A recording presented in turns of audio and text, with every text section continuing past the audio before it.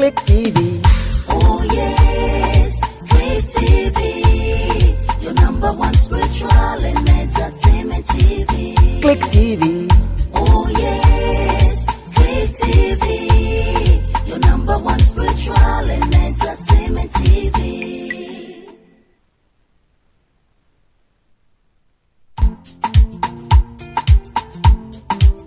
Click TV. Oh yes, Click TV, your number one spiritual and entertainment TV. Click TV. Oh yes, Click TV. I was on Sian boy, Bema will be Barajo, and Wakwaba, Ediba, and Menusian Cassia, our Click Casa Fidie so, and Kaisa Sakasi, a Chogu Live, our Facebook, YouTube, and so idea say, Ubenya be a share our honum, a Click TV page in the Soha. Sanso ana ye Click radio app no so no e ade se twegu e wo ho live tuning app no so dia na e ho so no e koso e wo ho dedendin ebusua kase djumeko bia dama na so masen na mtimi de kase ibe so mo Click Real Estate Limited for se fa wo dense hu nsem be dan wo mo na wo mo e wo sa ekwan no so asase to na say dense hu asem se asase hu to no akwakoye to na ensem bebre ana wo ho wo pasumdue na opese wo to asase na wo da na woni eni wochi dia ene na bia ya mekanfo ede ya ma ho ewo eye Click Real Estate Limited bibia emuda ho nkratasem ene eya aban ho nsem no ne nyina no ya de se wo mo abo ho ban papa eye fra wo mo ewo 0244795267 0244795267 Healing Hands Heart eya bia ya mekanfo de ama ho say ye sunsumun nsem anase dwede ho nsem de ya ene na menua me kanfo e de ama wo ebusua say ye yade anasa kwentusem adwuma sem application wa twena no ene na che say yade se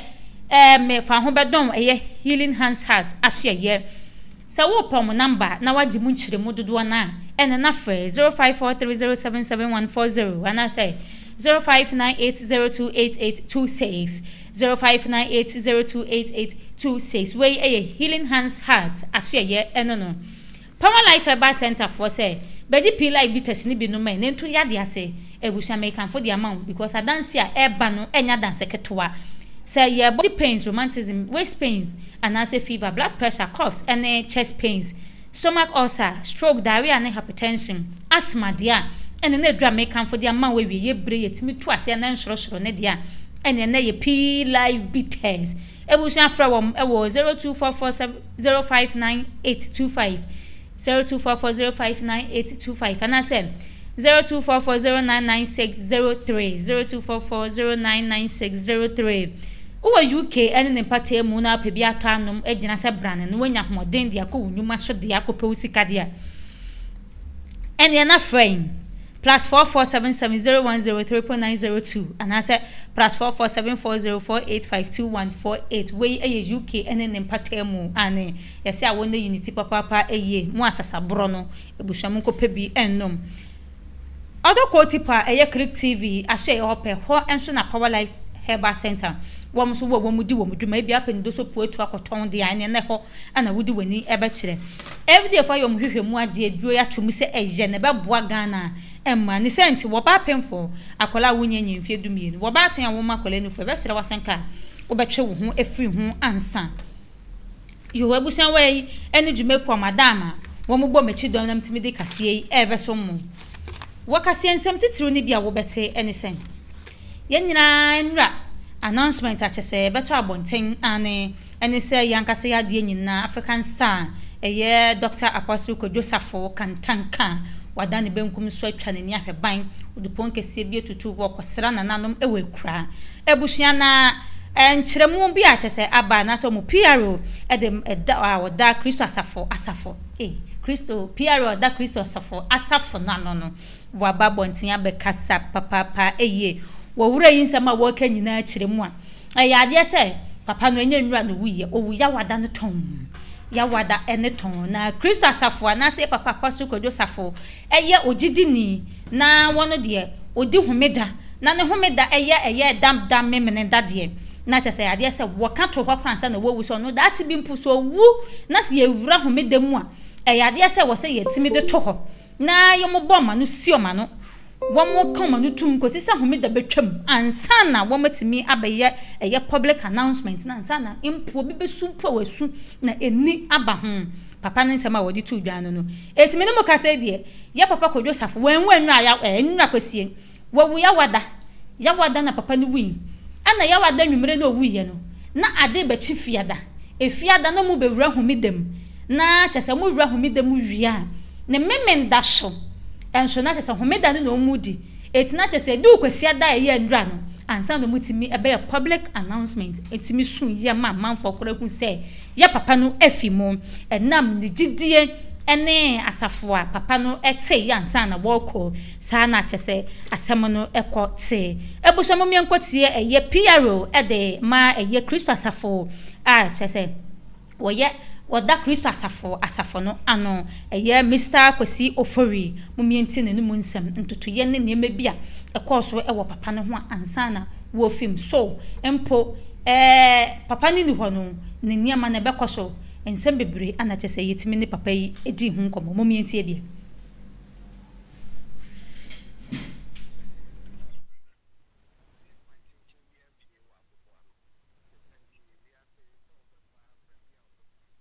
Madam Mamotin sa pepe energy. You say quantintin be a pie wa popoano. The santi we are say so beba brabia obepufiano. E wo mra nyame ahwehwe e de amam. Madam ma said ye nyina yura Yesu Kristo. Sa de we ntimi ankwati no. Sa na e wo se ni bia de tuni timu se obi ani ho no mo bekyerebo. Nti nipa hodo bebre aye po mutin wo wiase de kan bakosem Impogana far by I kwame nkrompo kai ho a na kyese obi bia ni ho do mo betina Ghana krodia wi mu a na daroma obetimi adi aboro nkyene botto ene de ka sa pepe na sa di na me ahyehyɛ de ato ho de amanipa no ato Kristo asafoma ye asɔre na far by ene ye nyina yewura ne agya ɔde ne ho safo kantanka bebio ɔno so ato sɛ de odi kai no ne ho do no kakra bi be se ebenada no na abusia de ne kopie mu wa yare sabia nti wada ma ne ya wada enyi pepepe na yina yura gem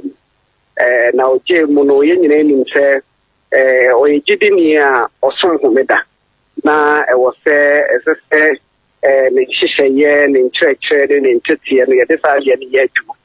nti na koma so ade ba ko ne se sebe manimu a so dani benkum sumpa me masa de no elsei ne homeda tie no ntina wo se abusua ka o manu tum na o mode de asi bia hye o mo kopem se efiada no betwam na memenda no ankasa enso etwam na afi de dru kwasi ada ne de na emukura na yedin na wo se yije mo ma abusua nyina ate ense wo dadom ano odi dom anim nipa hu no baako dako na enu nansa no e bekoso abusabisa ontimi mfasa de we nhye wo ho akopema febɔ tina wo sɛ yɛ madom ni nyina so aso te sɛ nyina yura on kan ho bi nti sa me de na megina sa akwanya we so na sɛ de abusua ne de atodwa no yɛn so yɛ de ato aso sɛ officially akyɛde ba ko anyame de domo man Ghana ɛne ebibre ɛyɛ ɔde ne ho safo kantanka abibio ɔda ya one sorry nti no kre sɛ sa be mo no yɛ nyina nim sɛ oyegidi ni a osom homeda na wo se esese ne hyehyeye ne nkyerɛkyerɛ ne ntetie no ye de sa ye ne ye adwu nti na koma so ade ba ko ne se sebe manimu a sɛ oda ne benkum so mpa me masa ade no elsei ne homeda tie no nti na wo se abusua ka o manu tum na o mode de asi bia hye o mo ho kopem sɛ efiada no betwam na memenda no ankasa enso etwam na afi de dru kwasi ada ne de na emukura na yedin na wo se yije mo ma abusua nyina ate ense wodadom ano odi dom anim nipa hu no baako dako na enu nansa no e bekoso abusabisa ontimi mfasa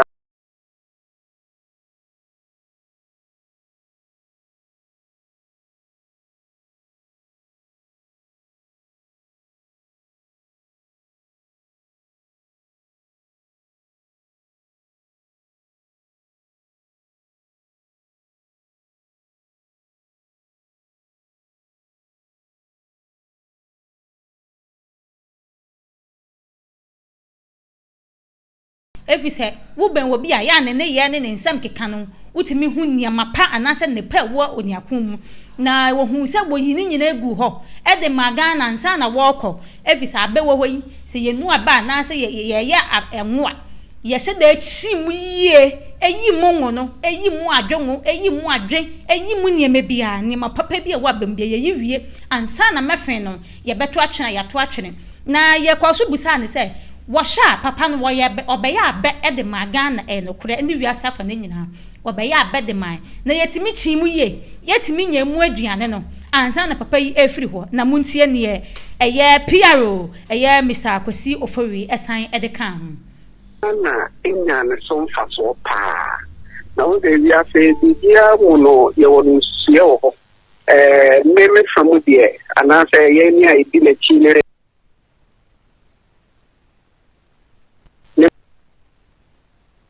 padia waye se de inya isuno na yensa anka nse na me ne mo ka se wo se enam ni duma die so na ne kantanta automobile na ba Ghana halu mo yina enipa dodo na ye tuma wo ho amfo to shebi abaimpo gene to wo sa adwuma ya oye ho nze wo de no krampo yesusu dia e de to ho no mo na e dia danse e Ghana yina ne so emphasis so sabe dia yina de free na ho no andra ne station ala senen ke wo be pri wo ho no mo impo ke de automobile no kwa yesusu dia nke biti yenya amano abroso ekono na yinya nuye ne mum Ghana de yenya na so faso nze anya hwe kra no ni nipa bebre nipa mpo de omo akọ school ene nam ne saso omo ti omo wase nam ne saso omo su timi di ma fofo nti so he the time ina nti yede yinya na so faso yinya na so faso pa ene wo hwe ebubuafo ne mobrofo a wa shobo wa bomo na toyo so ko a aso mo so tade wo nyina ye mfaso bi ndia but men kese se sifo ana kebetunya nye bebre ye dia ko ye ni ene wo hwe dwuma ne nyema wo bebre a na sabe oka na obi ente oka sa obi ente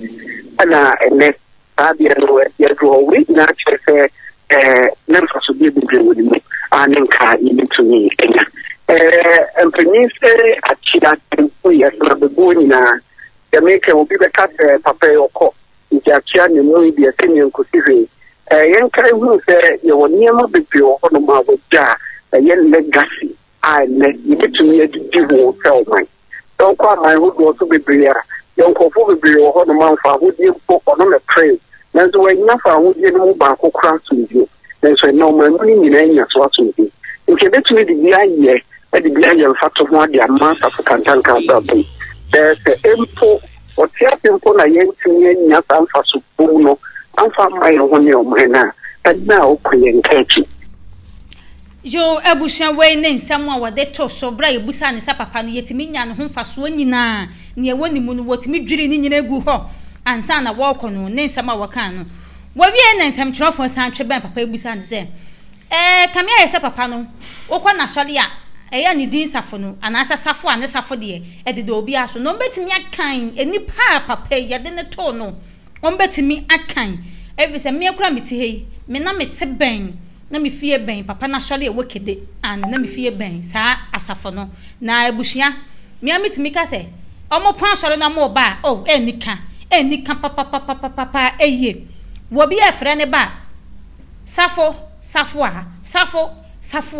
wo bi ade safo ne safo a e wa sole nem we ne oto ba ni din sa den kra wo de sa din ni bi beka ho na nti when na nam so ma ensemtwerefo busa papa ne se betimi akan enipa omode omma eto papa yi wo kire mu a wo se bo han nani kura nka kura na no kura no wo de nani bu keke kura no betimi aye empim edu empim edu ebushia enye empim du ne enye ni paketwa na cha se we kire papa no na ye mu ye ne papa yo ene ne tirimu mre sa na sabe wodi ti ewiase mu me entie de wo san de kan ho efa abedintu na I'm sorry, Manokrano, Unquabusia, Biama, after Uncofi Biama, Oma Brum, Union, San Cantancano Bay at night, and I think Cantancano Bay, and I'm your son, cry, which I've been to be the brain. That's why I wanted to do up to the baby. And if I would go on your West Side or Wenyan and someone do Wenyan of what you found, and you have been to do now, so actually. In the beginning, toward the end, how many can improve the able, improve the able.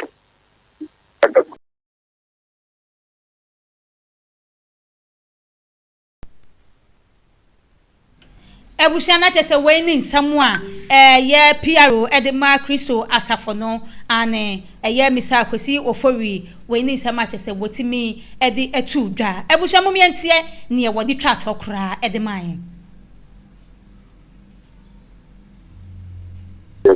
William Barmeda, now Major Sakanya, now Mandagana for the water so common so Adanity at the Ache. I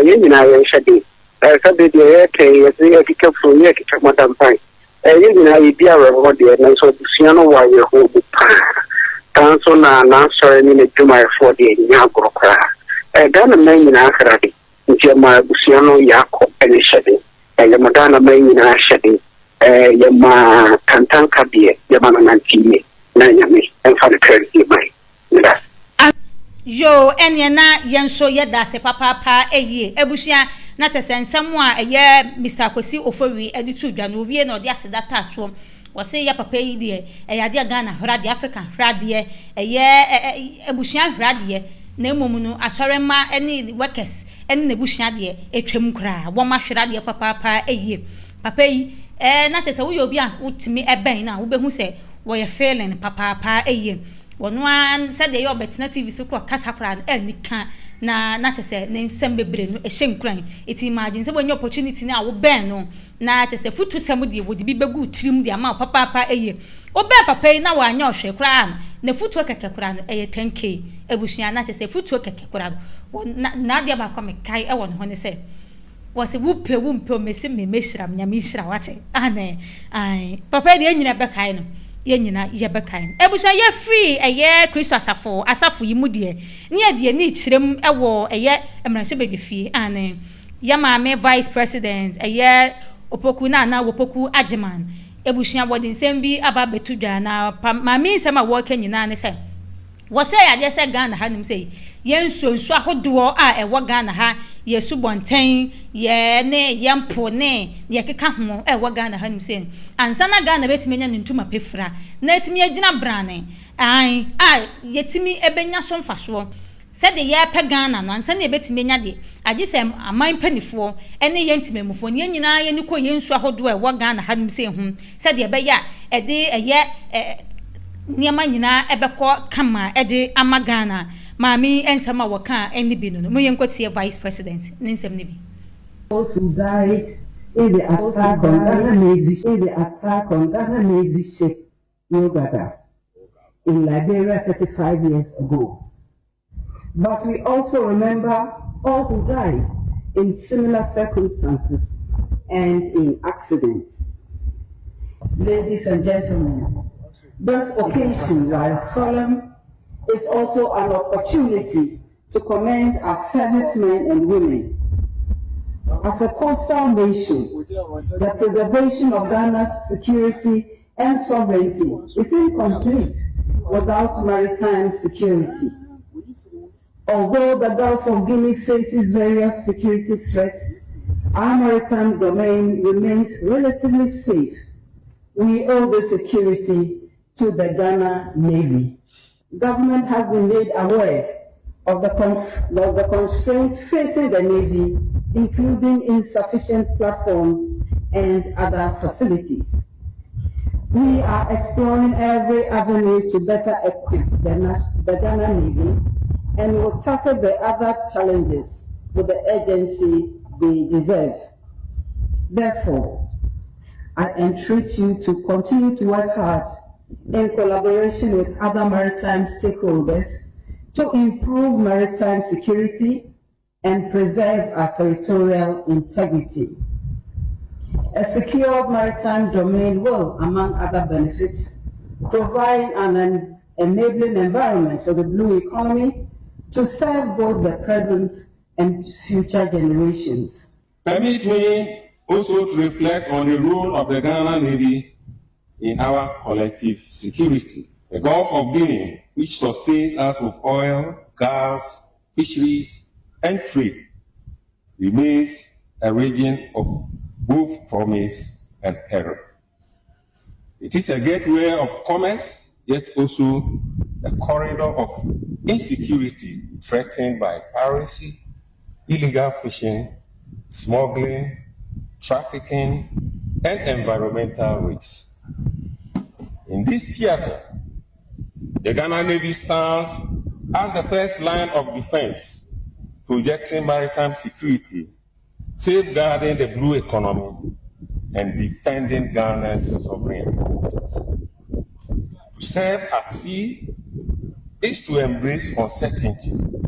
but it is also to embody the nation's shield. In line with the commitment, plans are far advanced for the acquisition of offshore patrol vessels to further enhance our operational capabilities. This new asset will expand our reach, improve our ability to secure the maritime domain, and ensure that we are better prepared to counter both traditional and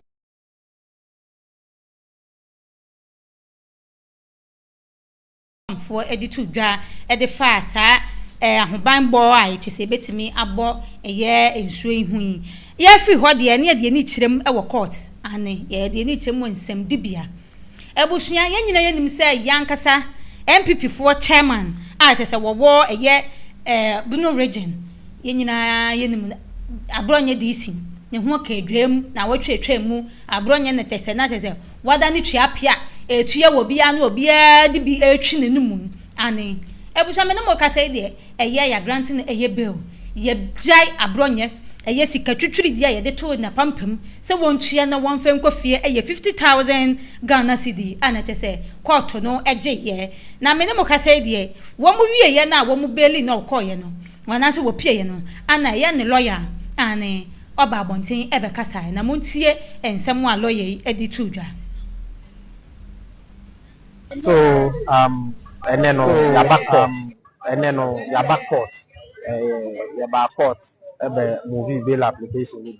and then my lord it's bail application ye movie I mean wajiatu and wa granted bail amaye or say bail no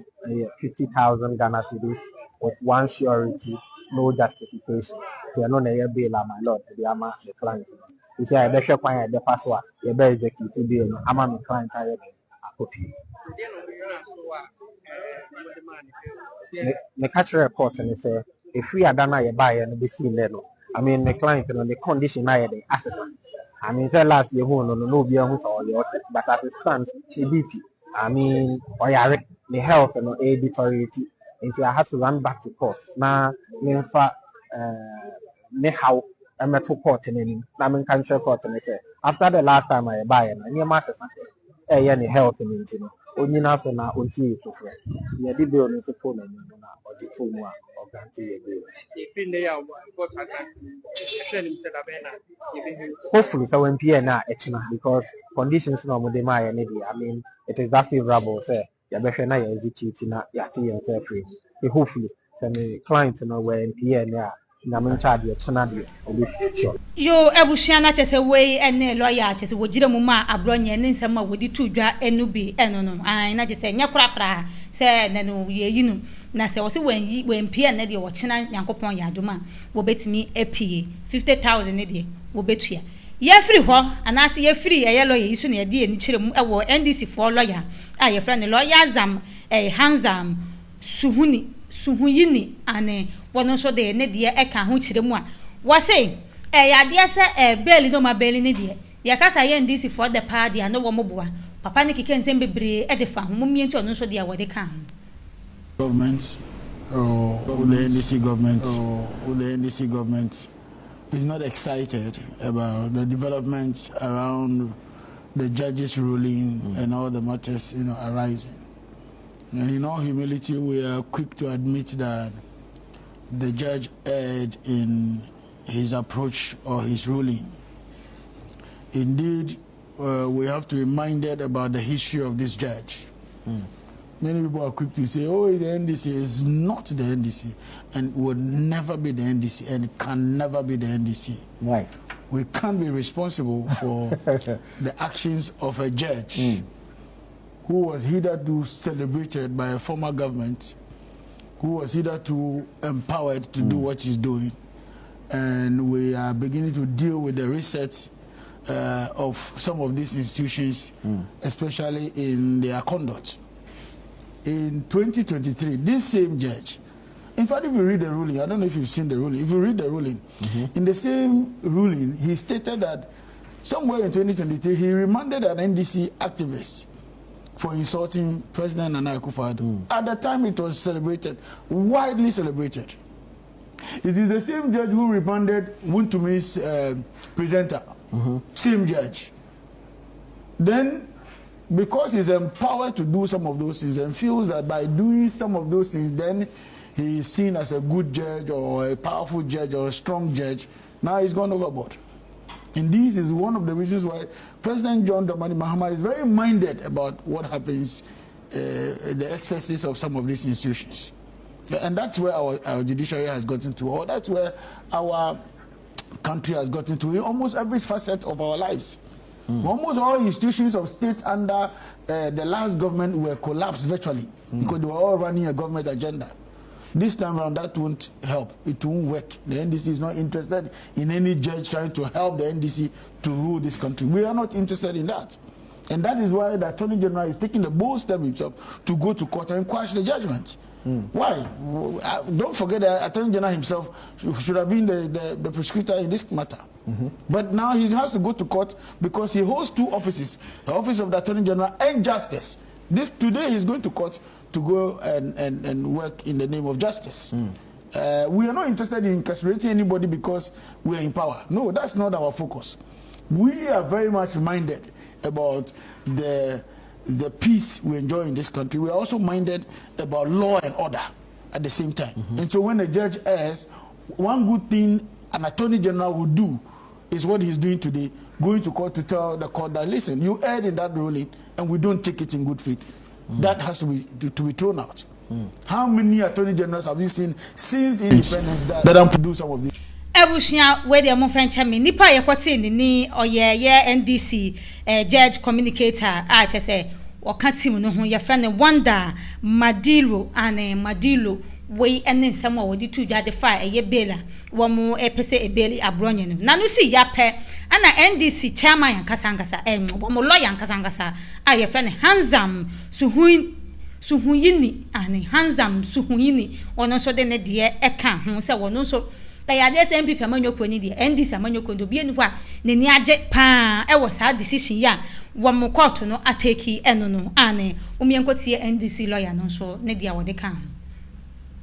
On the issue of the arrest of party functionaries, I think that I agree with you totally that the decision of the trial court judge, especially in the Abronya case, defies every logic and every legal principles that I have come into contact with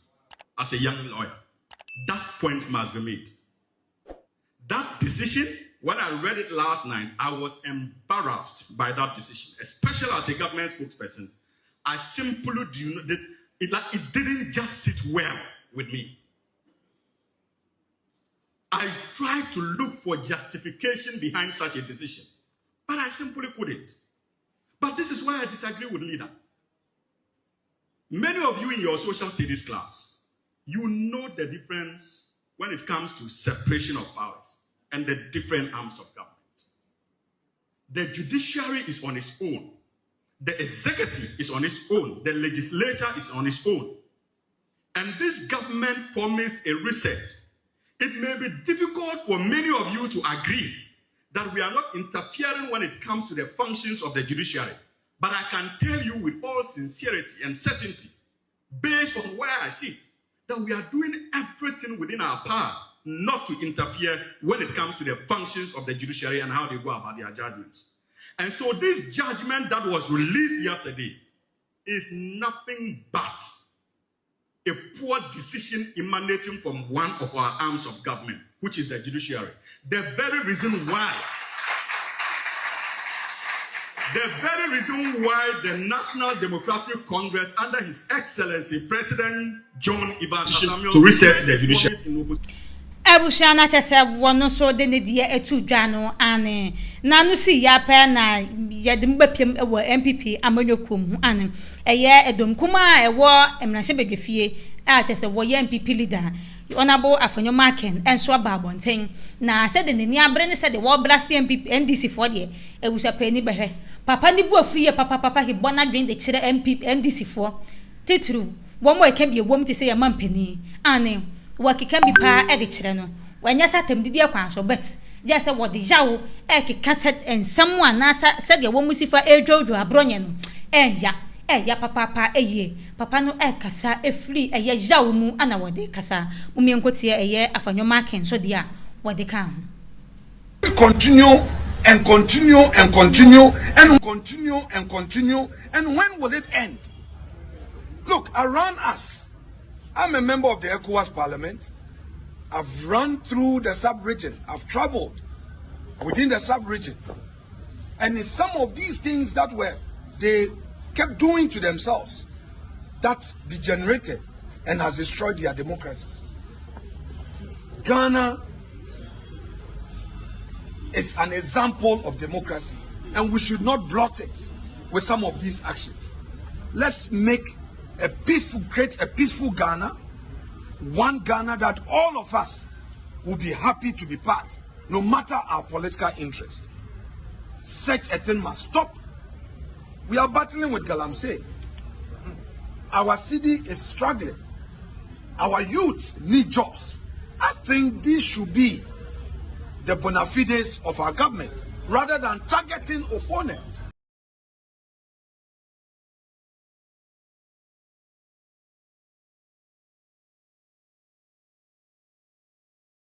Da ben ana to betwa se the NDC for tete wom de omkurom pa so wom ani kura njim ane Ghana ye nyina ye dia ense kame se NDC for 2 MPP for free papa no ade ni brawra fo ana te se wode kasa ebusua ene na ye mfa mu nkopie mu ewo asante mantemu ye nyina ye nim se eye nana hema asante fo nyina ma mepreko pe eye nana kunedu yadom a wotoso miensa enne na chese ye hyase ye ne dotiye na dotiye nu estati enne akosi eye eda ya wadasho na nhyehyɛ ye gu akwam de ye papa wotumfo menhia palace wo mo ba bonten e de begu akwam na mene mo kasa de enne ma ekoso de den enne ma ekoso de den na ye hyase de ye mfa mo nkopiem ewo eye kwaku bonsam eye ne kame oba no ane emra wo ba eye na se no na fade asante amamrefe ai mumien kwaku bonsam emra na wo ba no ebusia sanso ana chese eya akonfu akeka wo bia eba de na chese eya de se ye nyina nim se wo hen bia na se wo hen ma bi se ewu a eye traditional eniema ekoso ewo eye na se hono no ane bibia evisa nananom ana ekono na namnom ba ko ana wo mu ne se wo firi wo sa ede akono ane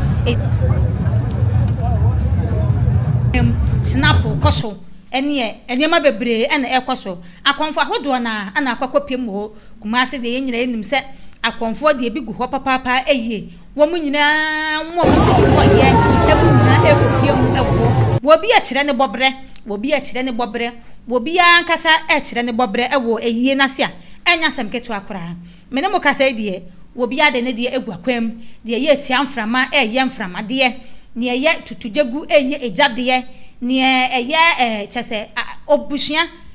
mene mo kasa de akonfo ne kopi ase de wo bi asuma ya wo som no ne de wo bi amfa ne ni agoro wo bi a kire ne bobre wo honom chese wo bi akom ye beka ne saa e wo honom efi se ye bi sei de ene sinema bi sei enenam ane na wo bi ankasa eche na mene mo kasen eye asante hia wo tiso yi ne wife ane ma mene ko pie mu ewo ho na wo hwe se de ye ma me etutu ne ntoma ane evisa ekokobọ di kan bai kokobọ bai se yempe show your stomach yempe atade bi a wetwa wa wemu a wachi nyina gu hokosi wosisi achi yempe se bi ho panipa ana ewu da fam no asante man nyina ama me ana wo da fam no na nti ene se se akwa nko a ode hia nko a akwa adwane ane ana se ye bodam frifie etimu am hwe ye ma me a ye fra no ye lady Julia eye wo sei tutu ane a o kese wo ye ma eye papa o sei tutu a wo tisui eye ne yere a ebusua ma me no hwe na fade a wodi kopim wo ho na kese wo ye asenso de e de ama woma ya ma so betwetwa ma wo emu so yo stomach bi de duru ho no mo no wo hwe ma me afade enyo bi kra na be ka che o se kata ho ma me na kata no ho kama wa kire se wo ya santini yere ane ebusua mo me hwe ma me so de se de no so wo kopiem wo ho a etwaguo no ane mo amahu se ne etwagu eno achi eye sukufo ekopiem wo hobi suku ahodo na enso ekopiem ewo hobi a wo mu nyina ede ye wo kwancha ede kwakoma eye maame a wonya ne baabi ekwan suku ekopiem wo ho eye se wanya ko SHS se wanya ko ento asusuku ekopiem wo Prempeh College onmo nso ekopiem no achi ana eye primary schools ahodo na eni adodo na enso egadai ekopiem ewo Menhia Palace a chese wo mu nyina ede omo last respect ekwakoma eye ya na se ya maame a wo ya santin man nyina maame wonya ne baabi kwa no wo mu nyina ede omo last respect nso ekopiem ewo ehonom ebusia yegusu wa yiem de na yi ase ana yegusu wo na ye ti ni suo yi de na ye ni mu a yegusu gina ene Ghana asem na ato yen yese kan de twa ha ye hwa ha kaka na de ni ha kaka na me kwa me bisa se ye mpanifo yi ye mpanifo yi wo mo be da ko eye yi kire se Dr. Kodosafo eho aye menya ye heman so kuma se so ye menya enya sem ketwa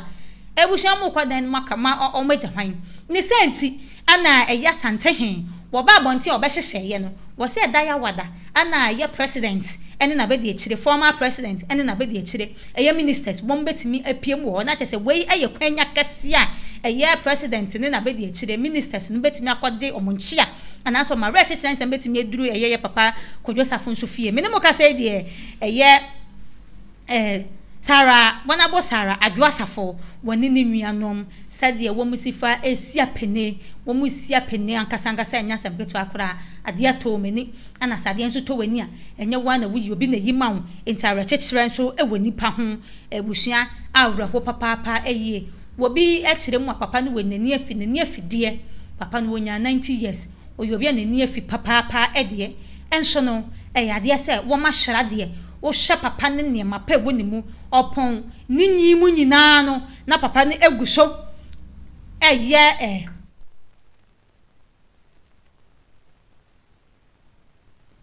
opon papa no enyi ni nyina no na chese oguso eye ne nwuma wei ekire ahoden a wo sorosoro Nyankopon eyi papa yi ede ma ye Ghana ane wo mi ankwohwe eye family no wamo nso efi ho kakra enfemre ye hwa kakra ne hwa kakra ye hwa santimem kakra ne hwe enkrampuni mantemu so kakra umi akwa Kodosafo ye papa papa 1 onu so fie dia ekoso ho kakra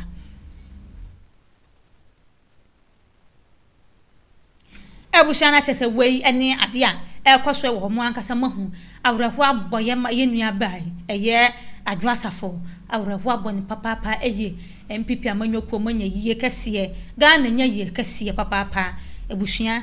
maami adwe yi ne ye ka nyina ne se Nyankopon en chichire wo re ara chichire wo nipa ho Nyankopon na ankasa en hye wo den enfema Ghana nya easy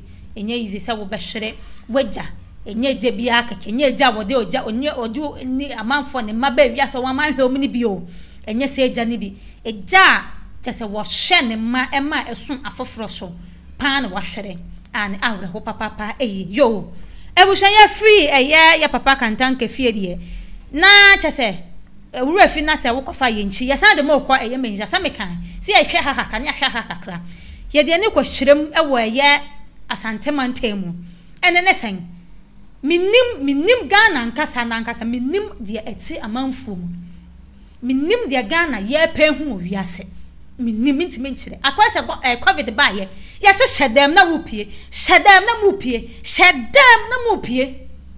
obitimi covid ba ye aposifo timi chi obo kwa he wose me hwese amanfo ampasa amanfo ni kuroma wei akrobeto bese wei ebia ni o ye de mu kopie mu asantemantemu a wote kokoswa nkasa eti ni ntosho ne mu tosho gu obi enu be kan ya na se wote kokoswo wo mo de ni magu nkrata so be kenkan kire ya asanteman se eye so to ye friend store mo bi emie bi wasante krom impu school fo mpo a wo mo pe enimde e de aboa ye ye oman no kra no school sa hodo bebile school su bebre wasante mem yatum school bi eni ho ebieye se school fo nko school eye na dwe ya make sen wo mo tuma ko si da ya wada ye de beja ma me ne kwankra de be mamu no so ane na chese efiade na bia nkwala no betimi akọ school makọ empokra no enko si dwada na bia nkwala no betimi akọ school fo mpo na edwadifo ma papa no e de niema begu afam se ma store bi emie ba bi emie yempe dede yempe wotimi wakami bia na mene mo ka se de wo ko hwe eye edu marketer ma besia ba ni bi cheso mabu minim emi so monya santefo de mentimi because asantini a wote asante amamra se pan de menya so be yesa edum ma ba we bi o ma hye de bunua guoma so ma bo mi mfi taduku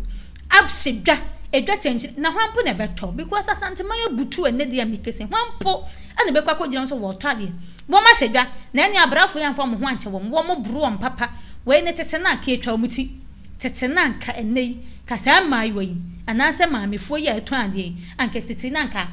ebusuafo nta asamde ka de be ye omo no kenya hwe so mo nkwa betime ekuram but eniema dane eniema dane ntin ebro ne ebo wo mo mienhwe bie emra sesia so kwa Asante regional and I say Kumasi and Ekosuni. Yeah, Bura Asante regional and I say Kumasi and Ekosuni. Yeah, Bura Manfo, yeah, Titi Amanfo, yeah, Pama Manfo, Mashidra, yeah, Pamon, because no economic activity. I was say Koso, Omo Mashidra, Omunina, yeah, Pamomo. Just because there's someone who has died and they are trying to, clean up the space for the funeral. And maybe someone will say, at the end of the day, what kind of impact does this make in 2025? What does it add to the lives of the people? How does it better their lives? Especially in a region that is saddled with Galamsey and the kind of economic activity going on there. It's not really, fetching much. Look at the surrounding. Instead of using this energy to make the surrounding better, what they are doing, we are showing for say just because they are going to bury someone. The same thing happening in Accra. More to Accra. More and say, then. Look at this backwardness. Look at this primitivity. What I say, one area in 2025. Use your energies to fix your communities. How does it better anyone? Tradition and custom does not ignore to the growth and development of lives and livelihoods. It needs to be abolished. It is a misplaced priority. What I say, you.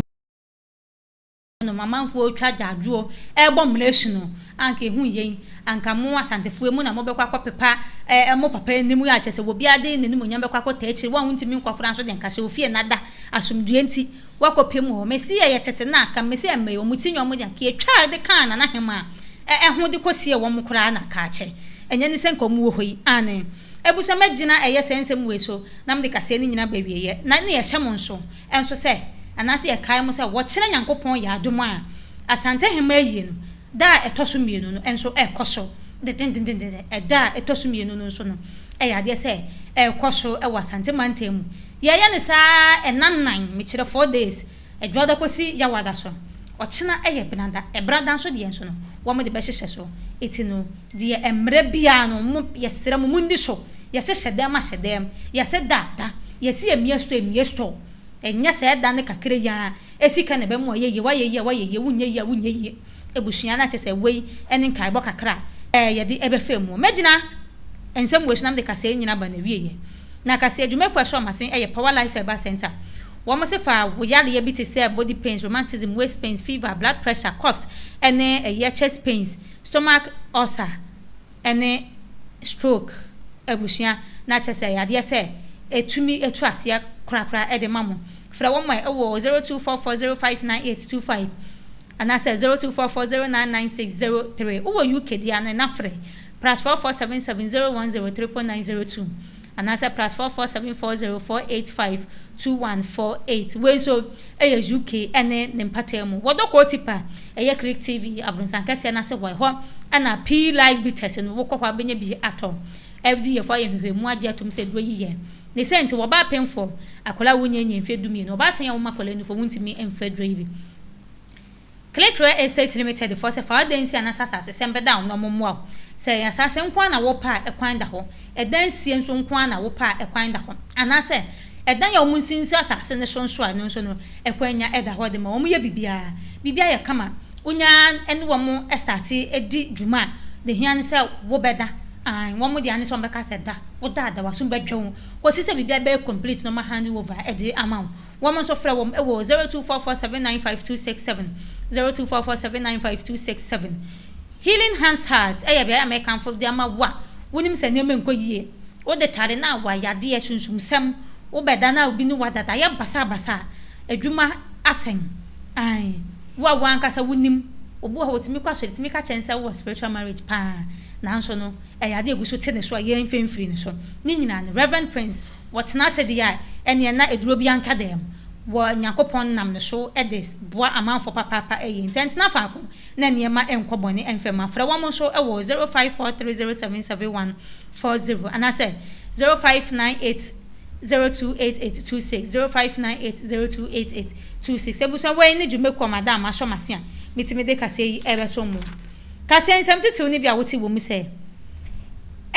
PRO de ma Christ asafo asafo no wo ba bonten din nsem bi betu dwa sade ye papa yi ni wei estarte bre ko ampo a wodi wuye ane ebesi enne ya ye kase yi eniema akese ekoso wo ho no wo de ba bonten sanso na edim kopie mu wo vice president din nsem bi tu dwa de fa Ghana sade ye be fa ntuma pa de efra yedim kopie mu okoto wa ya asem dibia abronya DC akese na no ekọ yi ni keya woni ho kwaka adwa mu yi minimum ka say the court grant na ye bill 50,000 Ghana cedis na lawyers just a hold up lawyers ni nyina ebeka sai sanso ana edimu kopia mu ewo asante mamu yi a ye kosoyi asante nyina ma me yi ebushia update ahodo na ya de kakra na ebesom edimu kopia mu ewo ya papa kantanka fie biem na ebushia yedu ho no mo de niam ekoso ho so ne ye twa kire mu kakra na ebushia wei ene nsamo a meje edwa bekenkan ede ma mo se enwumre no nsia ekase anen we quick mam femfem yade say announcement ane 17th October 2025 menemo ka say the bonfire night ekoso de denten ewo Healing Hands Heart wo ma share ye kai sa wo ba Reverend ana watchere wo say wo wanfa hwe amakra na nya bottle water ana chese wo de beba ane enyema be koso enti brain na won so beje nkunim dia botire na fakọ wa wonim se ne me haw na bia kwanya kora ma na ntimi mehu Reverend we ne kwanya ni enie bra na nso behunu anase bra na ne me be koso no fa hu be jimu bi na ntimi mo e wo sa kwando 17th October 2025 bonfire night wom wa ya Madina Healing Hands ashare no unya du Madina wo se wo ko dodo wa na se wo yibi wo form ka na wo so besi wo manager school dance wudua na chese number me di betu dwe wo betimi afro mu bia de se wo mbe ma direction ni to Healing Hands Heart fresh ahoma true for 0543077140 and I say 0598028826 bia wo pemu nchire mu dodo na chese fre wo mo no mu nchire mu sanso na Reverend say yemfa ntu UK na say London for manim say first week of November wo piem wo honum wo banje atna se kakra bi wo ho na chese wone ne nkrofo anasa wona wo pese ehunu no modo ma de so nyina ebe hye no ane wo mo na chese wo bade ama wo betna se kakra wo UK ana London first week of November wo free ho na say first week of December no so no bo kwotena se kakran so wo US mo so mo mo ho wo sa kwan no so na me Reverend Emedi enhemu wo ho no ebusha wei quick announcement a ye de etudwa kasie kaisa unya bi hwe wo Facebook YouTube nso twemu gu wo ho no ana click radio app no so ne koso twini na app so dia na chese ni nyina ekoso wo ho no ebusha me de mbesi hanum sei wo ba ya gege ne edin so ameje so me da ma se oche na pa no nsia sharp me san ne mo edin hye mu bi makram Click TV. Oh yes, Click TV, your number one spiritual and entertainment TV. Click TV.